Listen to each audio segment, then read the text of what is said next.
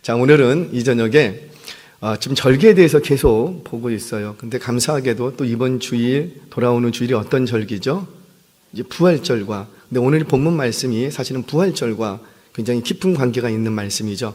오늘은 본문 말씀을 중심으로 안식일 이튿날의 규례, 이런 제목으로 하나님의 말씀을 좀 전하려고 합니다. 지난 주일 저녁 예배 때 잠깐 말씀을 드렸어요. 무교절을 지키는 규례에 대해서 말씀을 드리면서 초실절에 대해서 잠깐 얘기를 했지요. 무교절이라는 절기는 이 절기와 이 절기 중간에 끼어 있다 그랬어요. 앞에 있는 절기가 어떤 절기였죠? 네, 유월절. 유월절이라는 절기가 있고, 그 다음에 뭐가 있고요? 무교절이 있고, 무교절 뒤에 뭐가 온다 그랬어요? 초실절이라 그랬어요. 그래서 유월절의 구속사적 의미는 그 유월절에 죽임당한 어린 양, 곧 이 땅에 하나님의 어린 양으로 오시는 예수 그리스도의 죽음 사건, 십자가 사건을 예표한다. 죽음을 예표한다 그랬어요. 그 다음에 무교절이 딱 있고요. 그 다음에 뭐가 온다 그랬어요? 초실절. 그런데 이 초실절은 구약으로부터 하나님께서 정하시기를 아무 때나 초실절 지켜라 이렇게 얘기하지 않고 반드시 무교절 기간 중에 첫 번째 안식일이 끼게 되어 있어요. 무교절은 곧 7일을 보내기 때문에 반드시 안식일이 끼게 되어 있습니다. 그 안식일이 있는 그 다음 날을 뭘로 지켜라? 초실절로 지키라는 거예요. 자, 이때 첫 것들의 한 단을 가져와라 이렇게 말씀을 하시는데, 이 첫 것들의 한 단이라는 것은 첫 것들 중에, 그러니까 첫 번째 소출 중에 첫 것, 그것을 그러니까 구별하고 또 구별해서 그것으로 가져와라 라는 의미입니다. 가져와서 어떻게 하느냐? 요제라는 건 뭐냐면 이제 이렇게 그 제물을 이렇게 들어서 번제단 위에서 한번 좌우로 흔들고 또는 위아래로 흔들고 내려놓는 거예요. 그래서 흔들 요자를 써서 요제, 이렇게 흔들고 내려놓으면 이거는 누구에게 드려진 바 되고, 그렇죠, 하나님께 드려진 바 됩니다. 그렇게 요제로 드리고 번제와 소제와 전제를 함께 드려서 향기로운 제물로 하나님 앞에 올려드려라. 뭘 이렇게 드려야 된다고요? 첫 것, 그러니까 첫 것들의 첫 것을 드리라는 거예요. 자, 이 초실절 절기는 이처럼 첫 수확, 첫 소출, 첫 것과 관련된 절기입니다. 그런데 이 초실절이라는 절기를 어디에 위치시켰냐면 유월절 뒤에 초실절이 위치를 하게 되는데, 그것도 무교절 기간 중에 첫 번째 안식일 다음 날을 시키라는 거예요. 그럼 첫 번째 안식일 다음 날이라면 우리 원력, 오늘날 원력으로는 요일로는 뭐가 되고, 그렇죠, 일요일이라고 불리는 주일이 되는 거지요.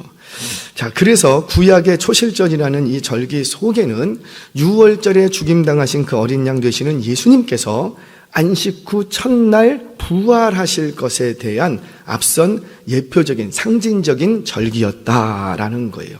아멘이세요? 자, 우리 성경 봅니다. 고린도전서 15장 20절 말씀 같이 한번 읽겠습니다. 시작. 그러나 이제 그리스도께서 죽은 자 가운데서 다시 살아나사 잠자는 자들의 첫 열매가 되셨도다. 아멘. 첫 열매가 되셨도다. 첫 열매가 생겼대요. 이게 무슨 말이에요? 어떤 나무에서 첫 열매가 나왔다라는 것은 이제 이 나무에서는 계속 어떻게 된다라는 거예요? 그렇지, 계속 열매가 나온다라는 거예요. 그래서 농부는 항상 뭘 기다리냐면 첫 것이 언제 나올까? 그러니까 첫 것만 나오면 몇 년이 걸리든지 간에 첫 것만 딱 나오면 그 나무에서는 이제 앞으로 계속 그 열매가 계속 나오는 거예요. 그처럼 예수님께서 부활하시는 것은 곧 첫 열매가 되시는 것이다. 이 말은 곧 뭐예요? 바로 예수님의 이 부활은 장차 예수 안에서 부활하게 될 수많은 영혼들을 품고 있었다라는 거지요. 이것이 바로 초실절이 갖고 있는 구속사적인 의미가 됩니다. 자, 이것이 전제가 돼야 돼요. 이것을 모르고 그냥 넘어가면 초실절에 대한 절기를 잘못 이해할 수가 있습니다. 그래서 이 초실절은 예수님의 부활, 그런데 특별히 그 부활은 모든 주의 백성들이 부활할 것에 대한 첫 열매였다. 여기서 첫 열매가 나왔으니까 곧 우리도 뭐 할 것이다. 그렇죠. 부활할 것에 대한 확증이 되는 거지요. 안 나왔으면 나올까 안 나올까 의심할 수 있지만 이제 이 나무에서 첫 열매가 나왔으니 그것이 부활이라는 열매로 나왔으니 앞으로 이 나무에서는 계속 뭐가 나올 것이다? 그렇죠. 부활이라는 열매가 계속 나올 것이라는 거예요. 자, 바로 이것이 하나님께서 이 초실절 속에 감추어둔 구속사적 의미였습니다. 자, 그렇다면 그 구속사적 의미는 알겠는데 우리 하나님께서 이 초실절을 뭘 하래요? 그 첫 것을 그렇죠. 가져오래요. 계속 성경 전체에서 첫 것 가져와라, 첫 것 가져와라, 첫 것 가져와라. 도대체 구속사적 의미가 있으면 있는 거 알겠는데 왜 이렇게 첫 것을 가져오라고 우리 하나님께서 그렇게 줄기차게 외치시는가? 바로 이 첫 것 속에는 놀라운 하나님의 약속의 비밀들이 있기 때문이에요. 아멘이세요? 자, 이제 이 저녁에 우리가 그 첫 것 속에 담겨진 그 영적 비밀을 좀 찾아가겠습니다. 첫 번째, 왜 이렇게 하나님께서 첫 것을 자꾸 가져오라고 그렇게 말씀하시는가? 바로 이 첫 것 속에는 하나님의 큰 것이 담겨져 있기 때문이에요. 자, 다시 뭐 속에는요? 첫 것 속에는 하나님의 놀라운 큰 것들이 다 담겨져 있기 때문이에요. 자, 우리 여러분들 야구 좋아하십니까? 야구 별로 안 좋아하실 것 같아요. 우리 청년은 야구 좋아하세요? 탁구만 좋아하세요? 야구를 보면 투수가 어떻게 합니까? 공을 뿌릴 때 이렇게 안 뿌리죠. 뭔가 와인드업이라 그래요. 와인드업이라는 건 큰 모션을 하고 작은 공 하나를 싹 던집니다. 자, 그런데 그 와인드업, 그 큰 모션 속에는 공을 뿌리는데 아무렇게나 뿌리지 않는다고요. 그 투수가 그 와인드업을 할 때는 이번 공을 내가 어떤 공으로 어떤 컵으로 던질 것인가 공의 구질이 딱 결정이 돼요. 이미 결정하고 던지는 거예요. 그렇죠. 직구로 던질 것인가 컵으로 던질 것인가 슬라이드로 던질 것인가 또 그냥 하는 게 어느 코스로 던질 것인가 인코스인가 아웃코스인가 방향도 결정을 합니다. 그리고 이 공을 빠르게 던질 것인가 아니면 느리게 던질 것인가 공의 속도도 결정을 해요. 이미 다 결정을 하고 그 다음에 뭐 하는 거예요? 와인드업 큰 모션을 합니다. 이렇게 큰 모션을 하는 이유는 그 속에 감춰진 공의 구질, 공의 속도, 공의 방향을 저 타자가 모르게 속이기 위한 일종의 속임수 모션이죠. 자, 그런데 정작 투수가 이 와인드업 하면서 공의 구질, 공의 방향, 공의 속도 이거를 결정하고 던지는데 이거를 누가 결정을 해요? 투수가 결정하는 게 아니에요. 야구를 모르시는 거예요. 투수가 결정하지 않고 누가 결정해요? 포수가 결정을 해요. 포수는요 이렇게 앉아있는 사람이에요. 포수가 결정해요. 포수가 어떻게 합니까? 요것만 해. 요것만 했는데 이 투수는 그거를 보고 요것만 했는데 그것만 보고 다 그 속에 뭘 담습니까? 공의 방향, 공의 구질, 공의 속도 그리고 나서 내가 와인드업을 한다고요. 그러니까 지금 뭔 얘기합니까? 여러분 포수도 어떤 공을 결정하고 어떤 구질로 어떤 속도로 던지려고 할 때 포수의 작은 사인, 작은 제스처 하나 속에 그 모든 것을 다 담아버린다는 거예요. 영적인 원리도 마찬가지입니다. 하나님의 작은 것 속에는요, 하나님의 작은 것 속에는 하나님이 우리에게 준비하시고 계시는 놀랍고 크고 위대한 것들이 다 담겨져 있는 거예요. 아멘이세요? 바로 이것이 하나님이 우리에게 허락하신 첫 것 속에 담겨진 비밀이에요. 첫 것 속에. 자, 우리 한번 예를 들어 볼게요. 열왕기상 18장을 보면 엘리야가 갈멜산에 올라가서 영적 전쟁을 벌입니다. 그래갖고 승리합니다. 하늘에 불을 내리시니 참신이다. 아니 지금 가뭄이라고요. 가뭄이면 뭘 내리는 신이 참신이 돼야 돼요? 그렇죠. 3년 반 동안 비가 안 와서 지금 그러면 비를 내리시는 참신이다 그랬는데 이거는 그렇지 않고 이 속에서 불을 내리는 신이 참신이다. 그래서 불을 내립니다. 누가 내리셨어요? 하나님의 불이 싹 내립니다. 그래서 하나님이 참신이심이 증명됐어요. 그래서 기손신에까지 쫓아가서 바알 선지자들을 싸그리 다 죽여버립니다. 자, 완벽한 승리를 얻었어요. 그럼 이걸로 끝납니까? 아니에요. 이제 그때부터 우리 이 엘리야가 뭘 하기 시작하고 기도, 두 무릎 사이에 머리를 박고 기도하기 시작합니다. 몇 번 기도하고 야, 어떻게 하셨어요? 7번을 기도하고 엎드리고 기도하고 하늘 보고 기도하고 하늘 보고 기도하고, 그리고는 사환에게 얘기를 하죠. 저 멀리 뭐 보이는 거 없냐? 그랬더니 사환이 뭐가 보인다 그래요? 손바닥만한 구름이 보입니다. 손바닥만한 구름이 보인다고 했는데 엘리야는 어떻게 합니까? 빨리 아합에게 알려라. 지금 무슨 소식이 온다? 큰 비 소식이 있다. 비가 내리면 진흙탕에서 전차가 못 굴러가니까 큰 비 소식이 있다. 빨리 아합에게 얘기해서 빨리 움직이게 해라. 여러분, 지금 엘리야는 뭘 보고? 손바닥만한 구름을 보고 지금 뭘 발견하는 거예요? 그 손바닥만한 구름 속에 담겨진 수많은 폭우와 이른비와 늦은비와 장막비를 누구는 발견을 하고, 그렇죠, 하나님의 사람 엘리야는 발견하더라는 거예요. 그래요. 그처럼 하나님의 사람들은요, 손바닥만한 구름, 그 작은 것 바라보면서 그 작은 것 속에 하나님이 숨겨두신 놀라운 비밀들을 발견할 줄 아는 사람이라는 거예요. 세상 사람들은 작은 것 속에 작은 거야, 큰 것은 큰 거야. 그런데 우리 믿음의 사람들은 그렇지 않는다는 거죠. 그 작은 것 속에, 그 작은 것을 바라봤을 뿐인데 그 작은 것 속에 뭘 발견하고? 하나님의 큰 것을 발견할 줄 안다는 거예요. 저와 여러분들 이런 하나님의 사람들 되시기를 바랍니다. 자, 이것이 그래서 첫 것은 작은 거예요. 하나밖에 없는, 그거 별로 대단하지도 않아. 이제 앞으로 수많은 것이 나올 것이라고요. 그런데 그 첫 것이 나왔다는 그 첫 것 속에 하나님은 놀랍고 큰 것들을 다 담아 놓으셨습니다. 자, 두 번째, 이 첫 것 속에는 우리의 미래도 담겨져 있기 때문에, 첫 것 속에는, 자, 그래서 하나님의 사람들은 그 첫 것의 출현, 첫 것을 보면서 그 속에 담겨진 하나님의 사인을 볼 줄 알아야 되는 거예요.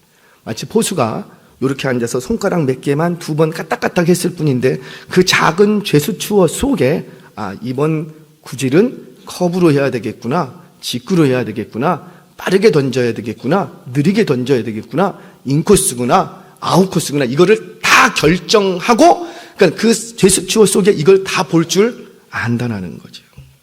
그래서 작은 죄수추어 하나만 딱 보고도 어때요? 투수가 너무 기뻐해요. 왜? 이미 그 작은 죄수추어 속에 다 뭐가 있으니까. 나의 미래, 내가 어떤 삶을 살아야 될지가 여기에 다 담겨져 있어요. 그래서 이 첫 열매를 보면서 기뻐합니다. 고작 첫 열매인데 그 첫 열매를 보면서 너무너무 기뻐하는 사람들이 바로 하나님의 사인, 나의 미래를 볼 줄 아는 사람이라는. 그러니까 우리에게는 그저 첫 것이지만 그 첫 것 속에는 뭐가 담겨져 있다고요? 우리의 모든 미래가 그 속에 다 담겨져 있어.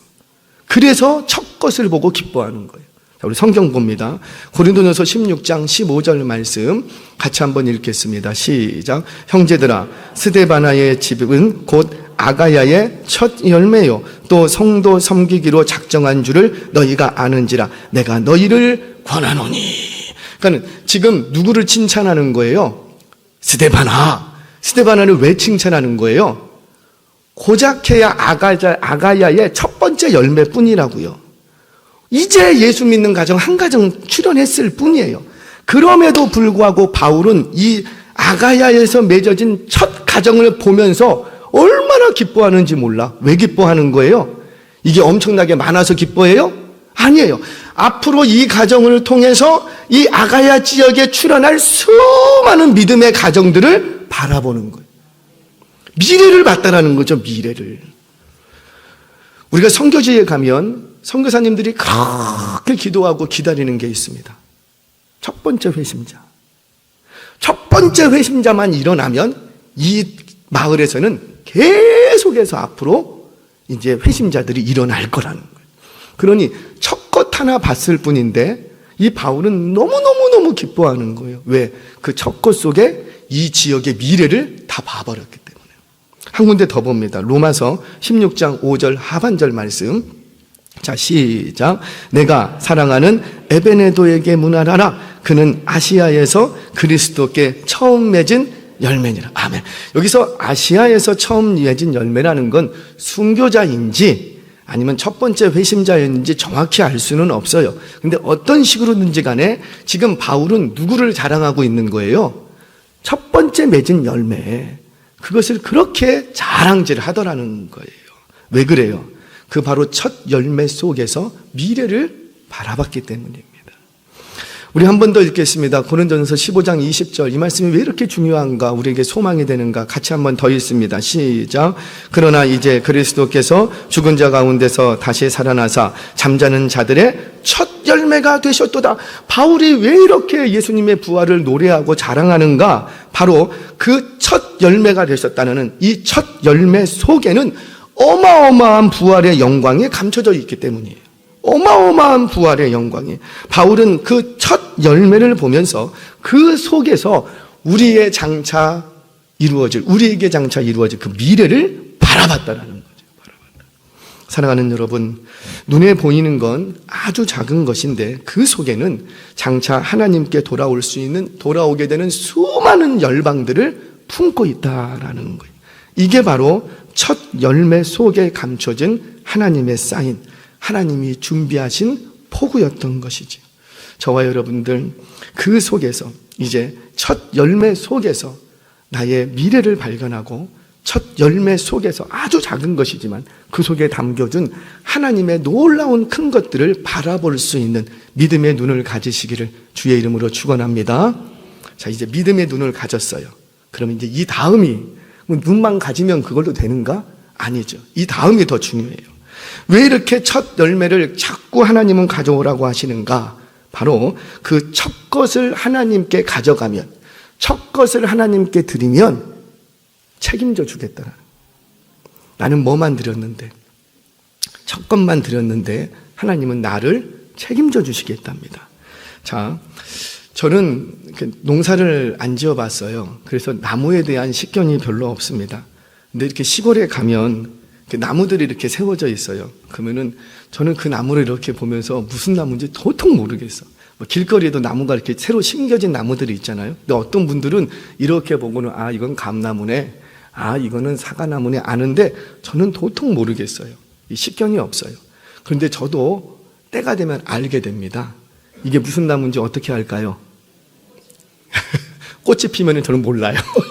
이파리가 펴도 저는 몰라요. 근데 뭐가 딱 보면, 그래, 이게 감나무, 감 열매가 맺혀지면 이 나무는 어떤 나무고? 감나무. 사과가 딱 맺혀지면 이 나무는 무슨 나무? 사과나무.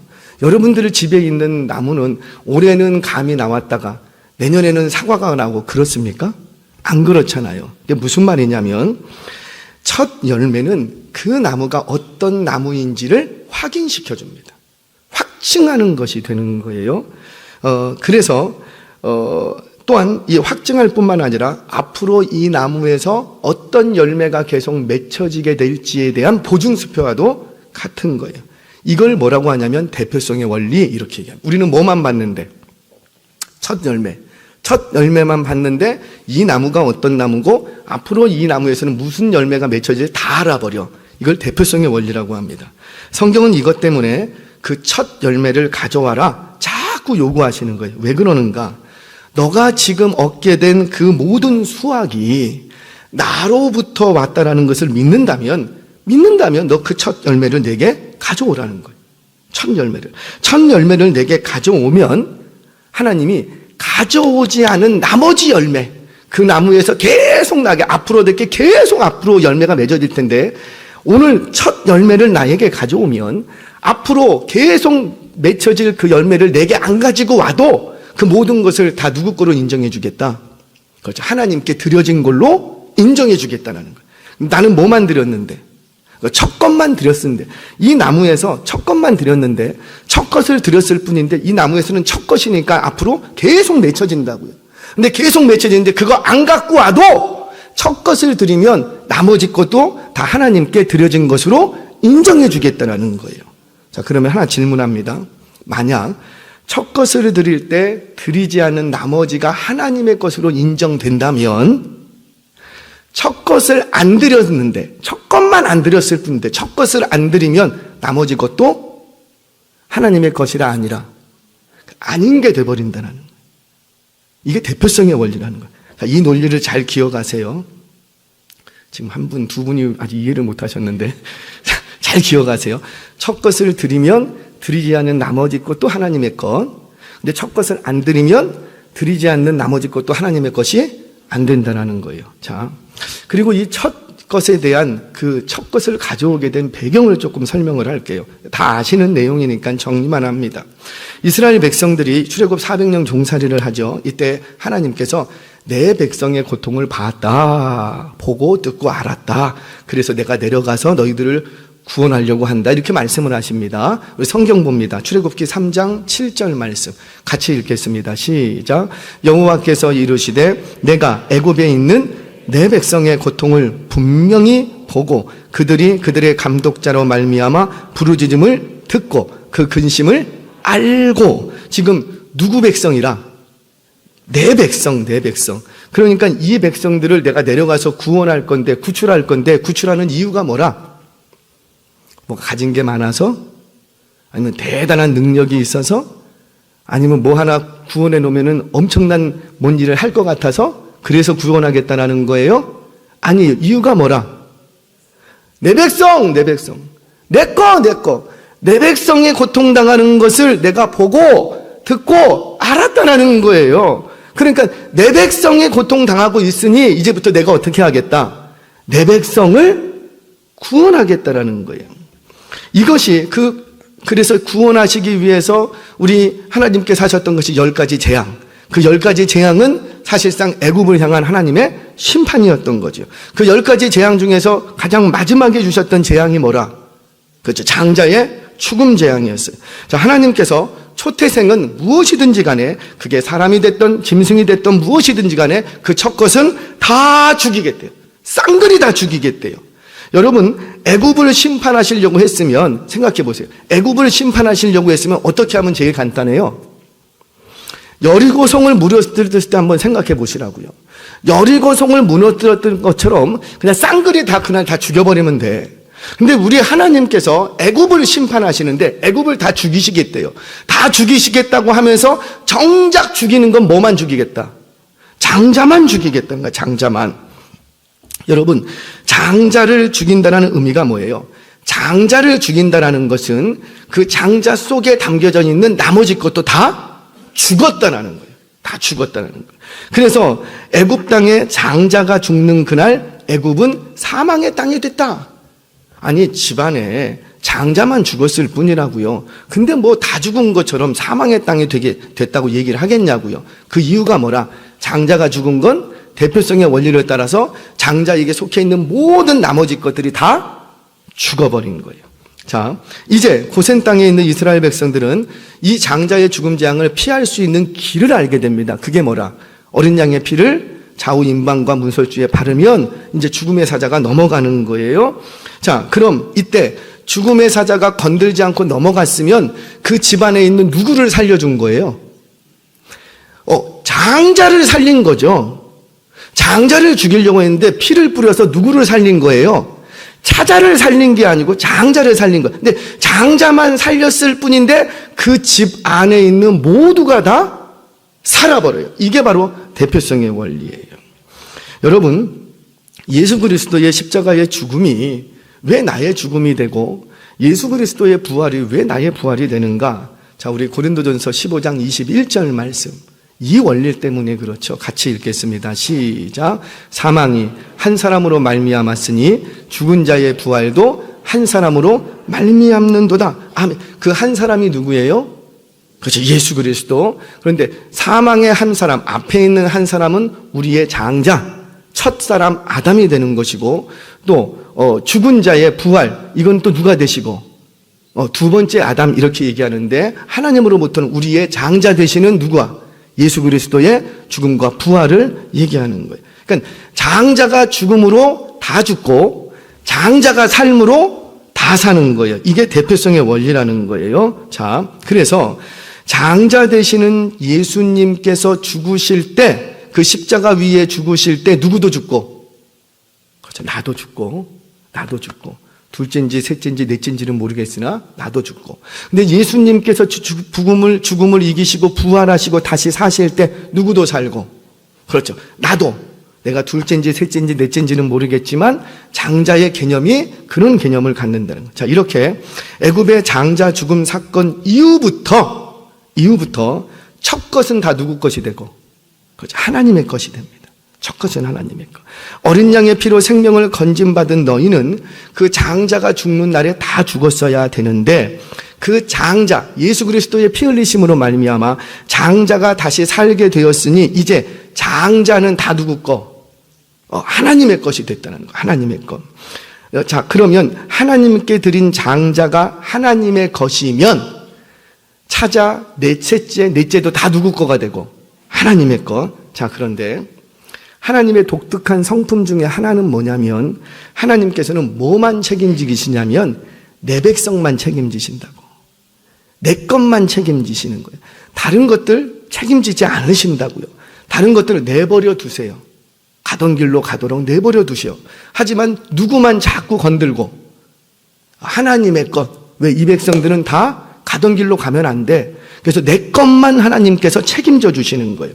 자, 이사야 43장 1절 말씀 같이 한번 읽겠습니다. 시작. 야곱아, 여호와께서 지금 말씀하시느니라. 이스라엘아, 너를 지으신 이가 말씀하시느니라. 너는 두려워하지 말라. 내가 너를 구속하였고 내가 너를 지명하여 불렀나니 너는 내 것이라. 내 것이라. 왜 우리 하나님께서 이스라엘 백성들을 구원하시는가? 왜 두려워하지 말라고 말하는가? 누가 책임지니까? 그러니까 내가 책임지겠다라는 거예요. 내가. 왜? 뭔가 탁월한 능력이 있고 대단한 어떤 업적을 갖고 있기 때문에, 너가 이 사회를 위해서 엄청난 가치가 있기 때문에 내가 책임지는 것이 아니라 너는 누구 거? 내 거라는 거예요. 내 거.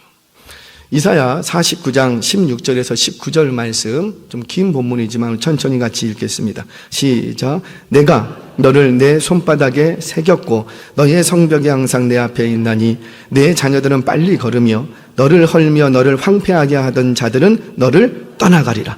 내 눈을 들어 사방을 보라. 그들이 다 모여 내게로 오느니라. 나 여호와가 이르노라. 내가 나의 삶으로 맹세하노니 내가 반드시 그 모든 무리를 장식처럼 몸에 차며 그것을 띠기를 신부처럼 할 것이라. 이는 내 황폐하고 적막한 곳들과 내 파멸을 당하였던 땅이 이제는 주민이 많아 좁게 될 것이며 너를 삼켰던 자들이 멀리 떠날 것이니라. 아멘.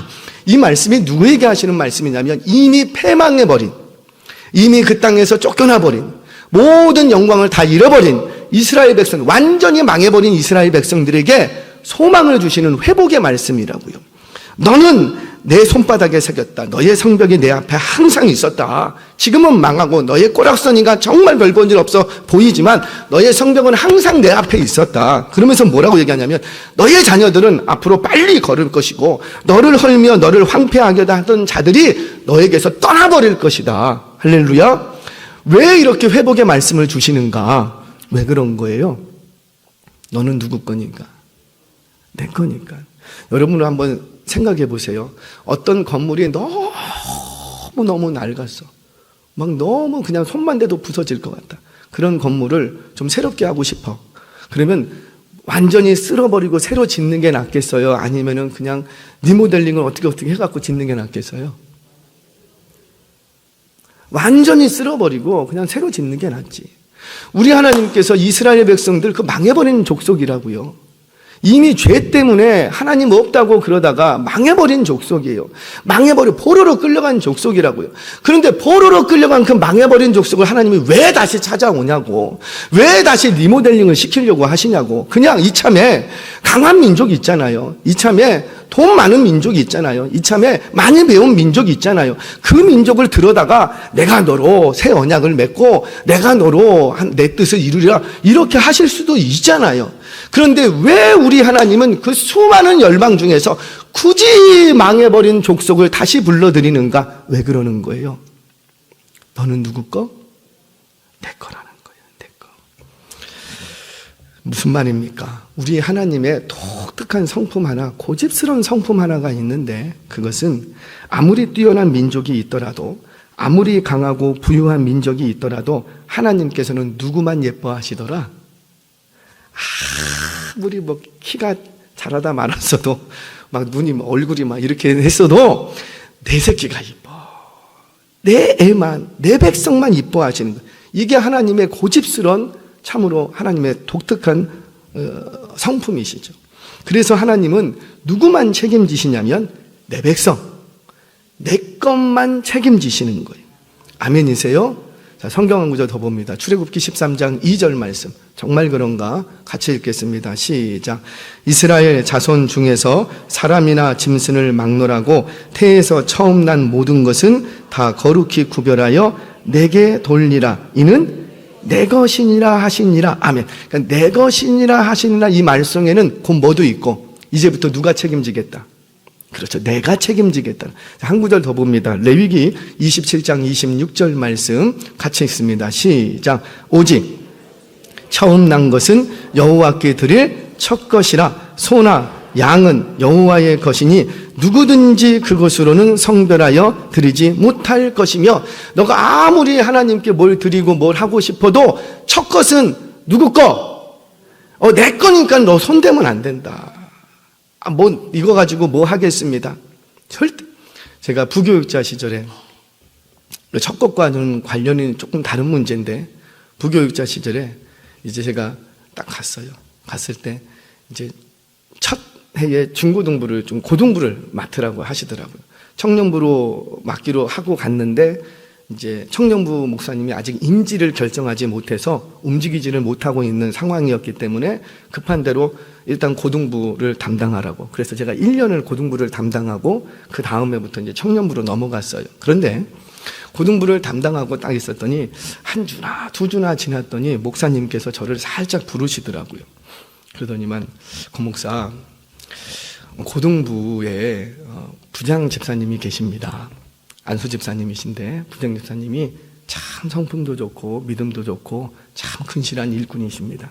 그런데 내 안에 좀 짐이 하나 있다고. 그래서 목사님께서 짐을 풀어놓으시는 거예요. 뭔가 들어갔더니 이 안수 집사님이 11조를 안 하신다라는 거예요. 뭘 놀래요? 그럴 수도 있는 거 아니에요? 아니 11조는 안 하신대. 근데 이분이 뭐 하시는 분이냐면은 이제 보험회사 대리점을 크게 하십니다. 직원이 200명 정도 있어요. 보험회사 크게 하셔요. 근데 이분이 11조를 안 하신대. 그래요? 왜 그렇습니까? 그랬더니 알고 봤더니 이분이 11조 이상으로 어려운 이웃이나 고등부에 다 쏟아붓는데요. 언젠가 한번 말씀드려요. 우리 일본 선교갑니다. 20명 학생들 모든 걸 다 해결해 버렸어, 혼자서. 그 정도로 물질로 헌신을 많이 하시는 분이세요. 헌신을 안 하시는 분이 아니시라 헌신을 많이 하세요. 교회에서 뭐 일이 땅 터진다고 하면 그냥 소문만 들으면 바로 뭐 가져오세요 이런 얘기 안 하고 헌금하세요 이런 얘기 안 해도 이 집사님이 그냥 알아듣고 다 해버려요. 그런데 문제는 뭐냐면 11조를 안 하신대. 아니 11조 안 해도 그 이상으로 헌금을 한다니까요. 그러면 된 거 아니에요?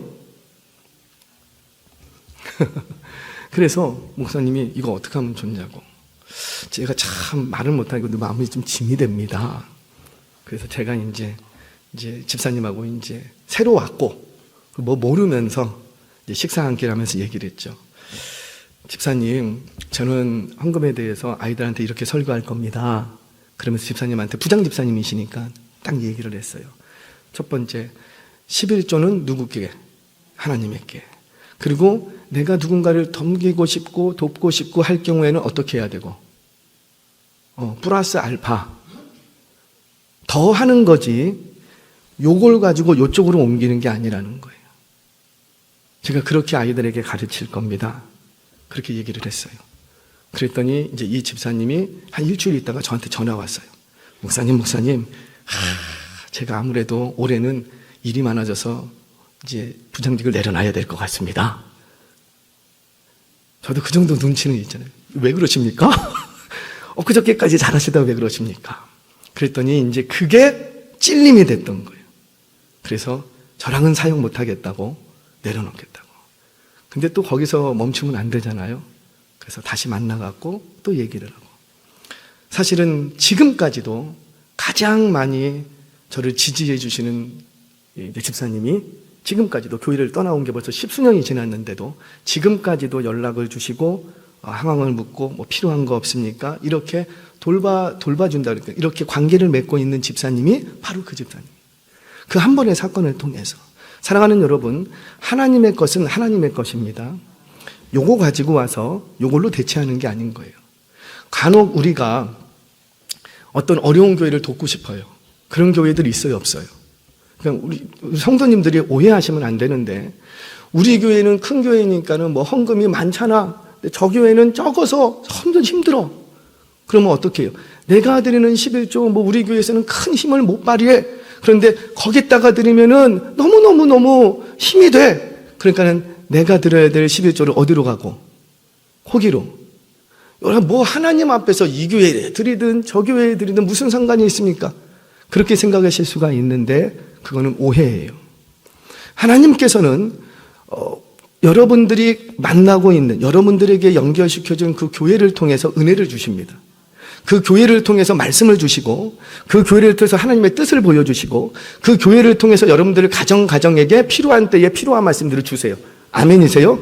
이걸 믿는다면 나는 내 11조를 어디다 하는 게 옳은 거예요? 은혜 받고 말씀 받고 거기다 하는 게 바른 거지요. 그런데 내가 정말 이 어려운 교회를 돕고 싶어. 그러면 어떻게 해야 되고? 플러스 알파. 할 만한 여력이 되면 플러스 알파. 이게 성경적인 헌금 생활이라는 거예요. 자, 다시 첫 것으로 좀 돌아오겠습니다. 자, 첫 것은 다 누구 거라? 하나님의 것이라는 거, 하나님의 것. 그러면 아까도 얘기했죠. 하나님의 것을 하나님께 드리면 나머지 것도 뭐가 되고? 하나님의 것. 그럼 반대로 첫 것은 하나님의 것인데 첫 것을 안 드리면 나머지는 누구 거가? 그것도 하나님의 것이 안 된다는 거예요. 그러면 하나님의 것이 아닌 것을 하나님께서 책임지세요, 안 지세요? 안 지신다라는 거예요. 안 지신. 하나님의 것, 첫 것을 하나님께 돌려드려야 하는데 내가 배고프다고 내가 그거 다 먹어버렸어. 그러면 지금 당장은 배고픈 게 해소가 돼. 지금 당장은 나의 배고픔을 누가 책임진 거예요? 그거 먹어버렸으니까 내가 책임져요. 아무 때나 하나님이 아니죠. 내가 먹었으니까 내가 책임진 거잖아요. 그러면 나는 그거 첫 것 하나만 내가 지금 배고파서 그 문제 해결하려고 내가 책임지려고 내가 먹어버렸을 뿐이라고요. 그런데 이렇게 돌아보니 나머지 것도 누가 책임을 안 지시고 하나님이 책임 안 지시고 그래? 네가 책임져. 그러다가 이스라엘 백성들이 다 망해버립니다. 그래서 이스라엘 백성들이 다시 종살이를 시작하는 것이고 결국은 그런 포로로 끌려가고 재앙을 면하지 못한다고요. 그래서 망했다고요. 사랑하는 여러분, 이걸 우리만 알까요? 아니면 이스라엘 백성들도 알까요? 이스라엘 백성들도 알지. 그런데 이스라엘 백성들이 왜 첫 것을 안 드렸을까요? 첫 것은 우리 모두의 기대가 담겨져 있기 때문이에요. 첫 것은 하나님만 기다리는 게 아니라 누구도 기다리고 있었으니까. 나도. 땀 흘린 나도 기다렸거든. 저는 사역지를 이렇게 옮겨가면서 첫 것을 들었을까요? 안 들었을까요? 한 군데 오래 있어야 되는데 옮겨 다닐 때마다 여기도 첫 사례네. 옮겨 다닐 때마다 막 안 옮기고 가만히 있어야지 할렐루야 좀 나도 살 텐데 옮겨 다니다. 사랑하는 여러분, 나는 첫 건 물론 나도 기다렸어요. 근데 그거 하나님도 기다리고 계셨던 거라고요. 그런데 하나님이 기다리고 계셨던 그것을 첫 것을 하나님께 드리면 나머지 것도 하나님의 것. 그래서 하나님이 책임져 주시겠다는 거예요.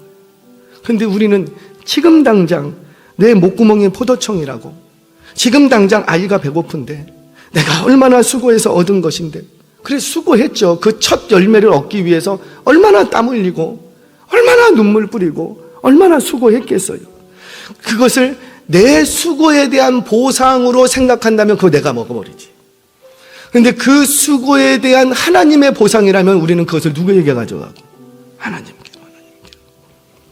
이 백성들이 그것 드리면 하나님께서는 그 나머지 것까지 책임주신다는 이 비밀을 잊어버리고 사는 거예요. 세상 속에서 살다 보니. 그러니 어때요? 어렴풋이 들어서 알고는 있었으나 막상 현실 속에서는 내가 그대로 하기가 어려운 거예요. 사역을 할 때 자매 하나 얘기를 했었죠. 중국에서 공부를 마치고 한국으로 왔어요. 아버님은 중국에서 사업을 하다가 사업을 다 망해버렸어요. 한국에 돌아오지도 못하고 중국에 빚더미만 앉아 계셨어요. 국내에 있는 한국에 있는 어머니가 그때 한복 지불하셨어요. 옛날에는 한복하면 참 잘 됐잖아요. 그런데 한복 장사를 하시다가 갑상선 암이 오면서 일을 놓게 됐어요. 밑으로 남동생 하나 있어요. 고3. 그러면 이 딸아이가 이제 중국에서 공부 다 마치고 한국에 들어왔으니까 이제 뭘 해야지 돼요? 돈을 벌어야지. 돈을 벌어야 어머니도 암 환자 어머니도 돌보고 남동생 고3 그 아이도 돌보고. 그래서 이 자매의 기도가, 목사님 기도해 주세요. 저 이런 무역회사로 좀 들어가고 싶은데 자기가 언어가 되니까. 그 대신 출장 안 가는 회사. 왜? 출장 가면 어떻게 되고 누구를 못 돌보니까. 어머니와 동생을 못 돌보니까 출장 안 가면서도 무역 번역 일을 할 수 있는 그런 회사. 여기 안산에 있어요. 요번에 얼마 이제 좀 며칠 결혼한다고 연락이 왔더라고요. 자매가 있어요. 그래서 그 자매의 기도를 많이 했어요. 그리고는 이제 저희 청년부에서는 이제 헌금이 이렇게 쭉 들어옵니다. 헌금을 놓고 기도를 하는데 그 자매 이름이 딱 올라온 거예요. 18만 얼마 딱 올라왔어요. 그거 보고 제가 얼마나 기뻤는지. 이제 얘가 뭘 했으니까, 취업을 했으니까 첫 급여가 한 180 얼마, 한 180만 원 받았나 보다. 그러면 그래, 이거 갖고라도 시작을 해야지. 너무너무 기뻤어요. 근데 이렇게 헌금을 받았는데 봉투가 좀 남다른 것 같아. 아니나 다를까 재정 보는 자매가, 목사님 이거 어떻게 해야 됩니까? 왜 그래? 헌금을 가져왔는데 이렇게 갖고 왔어요. 근데 그 자매 헌금인 거예요. 180 얼마를 갖고 온 거예요. 뭐 한 거예요, 이 자매가? 첫 것이라고 그걸 가져온 거예요. 제가 이 집 상황을 알잖아요. 너 한 달 동안 출근했지? 자기도 회사 다니면서 카드 정신 먹었고, 돈이 없으니 카드. 집에는 갑상선 암 환자 엄마 있지? 고3 동생 있지? 제가 불러다가, 얘야, 이거 헌금 다시 가져가라. 하나님이 너 형편을 아는데 이거를 다 달라고 하시겠니? 그러니까 11조 하고 감사헌금만 하고 나머지는 너 행할비 해라. 그랬더니 이 자매가 저를 째려보면서 하는 얘기가, 목사님이 이렇게 하라고 했잖아요. 하나님이 책임져 주신다며요.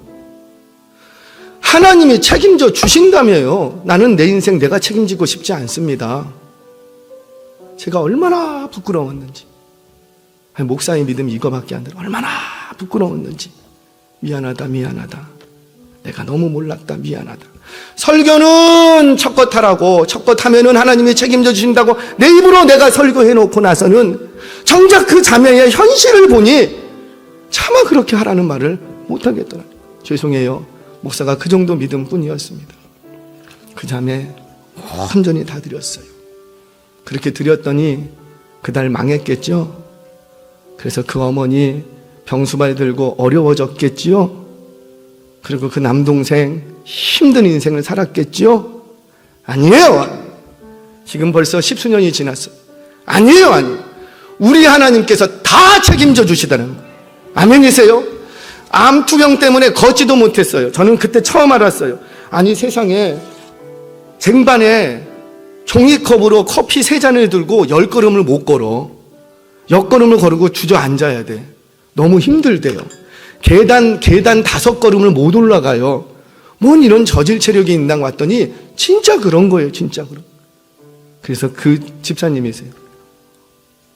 어려워졌겠지요? 사랑하는 여러분, 우리 하나님 하나 계십니다. 우리 하나님 살아 계십니다. 우리 하나님 주신 말씀 붙잡고 그 말씀대로 하나님의 것을 하나님께로 돌려드리면 내가 드리지 않은 나머지 것도 하나님이 책임져 주십니다. 저와 여러분, 이 첫 열매 속에 감춰진 이 놀라운 비밀들을 다시 한번 붙드시고 하나님 앞에 믿음으로 승부해 가실 수 있는, 그래서 하나님께서 예비하신 그 첫 것 속에 담겨주신 수많은 놀라운 축복들, 그 하나님께서 그 첫 것 속에 담겨주신 여러분들의 미래, 그리고 책임져 주시마 하시는 이 약속 붙드시고 날마다 하나님의 역사를 경험하시는 저와 여러분 되시기를 주의 이름으로 축원합니다.